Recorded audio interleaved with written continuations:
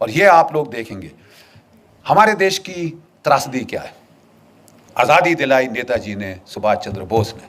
अंग्रेजों ने बोला नाक रगड़ेंगे, बम फट गया।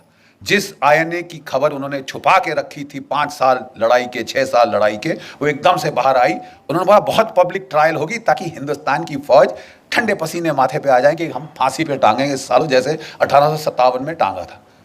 लेकिन एक फर्क था, 25 लाख भारत की फौज की नफरी हो चुकी थी सेकेंड वर्ल्ड वॉर के एंड तक। 25 लाख, आज 13 लाख।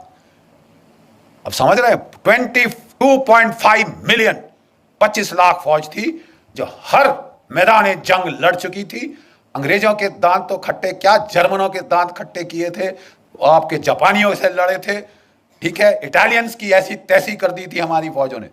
और लड़ाई के आखिर तक अंग्रेज जर्नल अपने नीचे ब्रिटिश डिविजन्स नहीं, ब्रिटिश यूनिट्स नहीं, इंडियन यूनिट चाहते थे। बोलते साहब इनके खाने पे आधा खर्चा होता है, लड़ते दुगना है, लड़ते दुगना है। ये एक भारत एक महान विश्व शक्ति के रूप में उभर सकता था। प्लीज ध्यान से सुनिए जो मैं कह रहा हूं। भारत एक विश्व शक्ति के रूप में उभर सकता था क्योंकि 25 लाख की फौज विदाउट कंस्क्रिप्शन, बाकी सब जगह बाई फोर्स लोगों को भेजा जाता था फौज में, यहां वॉलंटियर होके 25 लाख। ठीक है साहब, अगर ये सेना रहती, चीन क्या कौन सी ताकत थी जो इस देश का मुकाबला कर सकती थी।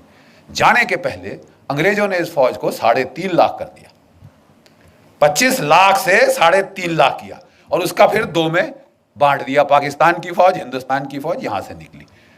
अंग्रेजों ने, ध्यान से सुनिए, अंग्रेजों ने जब जापान को जीत लिया, जर्मनी को जीत लिया, बोला यहां के लोगों का जो लड़ने का मादा ही खत्म कर देंगे।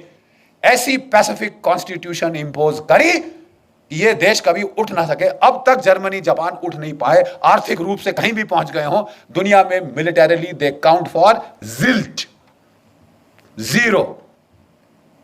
और एक और देश जिसको ये किया गया, ध्यान से सुनिए, वो था भारतवर्ष। 25 लाख की फौज काटी, 3.5 लाख पे लाए, 2 टुकड़े कर दिए और सोने पे सुहागा एक ऐसे बंदे को प्राइम मिनिस्टर चुना, सिलेक्ट किया गया, इलेक्ट नहीं हुआ। कांग्रेस वर्किंग कमेटी ने सरदार पटेल को इलेक्ट किया था।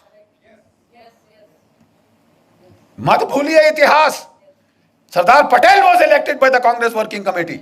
अंग्रेजों ने गांधी जी के थ्रू जोर लगवाया, उन्होंने नहीं, आप नेहरू को एक्सेप्ट करेंगे। और सब लोग ठीक है महात्मा जी आप कह रहे हैं तो हम कुछ नहीं बोलते। और बहुत नेचुरली खुंदक तो आई होगी सरदार पटेल बेचारों को, इलेक्ट मैं हुआ, सिलेक्ट ये हुए, जैसे इमरान खान हुए हैं बाय द वे। तो साहब एक उनको वो लेके आए नेहरू जी को, और जो हमारा पहला कमांडर इन चीफ था of the British Indian army, वो था जनरल सर रॉय बुजर। उसने कहा मेरा नया बॉस आया है, तो अच्छी नई वर्दी निकाल के, बूट चमका के, टोपी डाल के बेचारा फाइल पकड़ के आया, केन ले के आया, सैल्यूट किया अपने प्राइम मिनिस्टर को, नौकरी तो बनानी होती है साहब। तो सैल्यूट करके आया साहब, बोले हाँ जी क्या लेके आए जनरल साहब। तो बोले कि साहब ये expansion and modernisation plans of the Indian army. General, I don't need an army, this is a peaceful country, I only need the police, who needs you, get out. इस बेचारे जो general Roy sir Roy Bucher था, उसके चेहरे पे जो भाव आया उस वक्त, ये प्रधानमंत्री है। जब वो ऑफिस के बाहर आया तो किसी उसके जूनियर एडीसी ने पूछा सर क्या हो गया, you seem to have seen a ghost. तो वो कहता कि जी ऐसा ही कुछ है। कहता अच्छा मैं तो जा रहा हूं, अभी इनको संभालने दो अपना। अगर सरदार पटेल ना होते आपकी फौज डिसबैंड कर दी गई होती। Do you know this? 2 चीजों ने आपको बचाया, एक पाकिस्तान ने, एक सरदार पटेल ने। पाकिस्तान ने हमला कर दिया, उन्होंने नहीं इंतजार किया, उन्होंने शांति के नारे नहीं लगाए। लेकिन जो कुछ भी आप कह दो, उनमें इतनी तो शर्म थी कि आजाद पाकिस्तान का जो पहला गवर्नर जनरल था वो एक मुसलमान था, जिना। और हमारा कौन था? Lord Louis Mountbatten. प्यार था साहब, इश्क इश्क इश्क था। लेडी माउंटबेटन को दूर थोड़ी ना जाने दिया जा सकता है। तो बस आप रहिए साहब। अरे यार हम मर गए, 26,000 हमारे शहीद हो गए, इनको निकालने के लिए और तुम यहां रोक के वो खानदान को यहां रोक के हमारे ऊपर राज कराने के लिए बिठा रहे हो। और जब पार्टीशन की रॉयट्स हुई तो इन्होंने उसको बोल दिया एक मीटिंग में, you please handle. Are you sure you are the prime minister?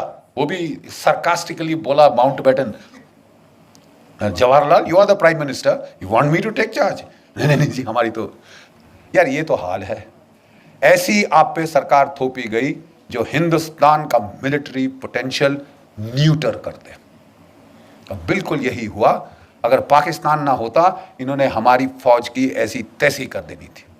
ठीक है साहब, ये गांधीवाद जो था इसने हमारी फौज का सफाया कर देना था। और पाकिस्तान के टैंक वाकई 1965 में दिल्ली में आके नमाज पढ़ते। ये इस किस्म की ट्रेचरी हमारे साथ हुई।